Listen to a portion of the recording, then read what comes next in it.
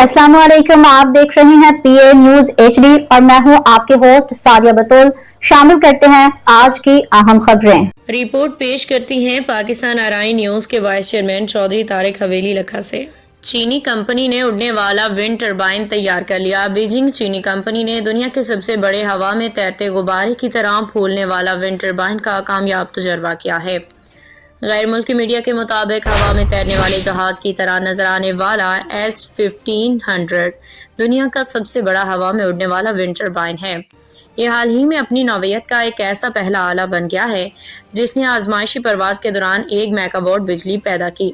हवा से बिजली बनाने वाले विंड टरबाइन्स पहले ही चीन की ग्रीन एनर्जी की हिकमत अमली का एक बड़ा हिस्सा हैं, लेकिन चीन मुसलसल ऐसे नए तरीके तलाश कर रहा है जिनमें बिजली की पैदावार के लिए लागत कम आए और उनकी कारकर्दगी बेहतर हो।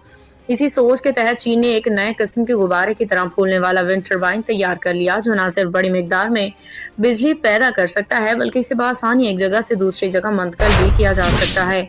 S1500 हवाई विंड टरबाइन पावर सिस्टम 13 मंजिला इमारत में जितना ऊंचा और बास्केटबॉल के कोर्ट के बराबर लंबा है। ये दो कामत तैरते हुए हवाई जहाज के इंजन जैसा दिखाई देता है। 1500 मीटर की बुलंदी पे काम कर सकता है, जहां हवाएं जमीन के मुकाबले में ज्यादा तेज और मुस्तहकम होती हैं, जबकि रवायती विंडमिल टावर्स अमूमन 200 मीटर बुलंद होते हैं। न्यूज स्टूडियो से अब तक के लिए इतना ही। मजीद खबरों और अपडेट्स के लिए देखते रहिए पीए न्यूज एचडी।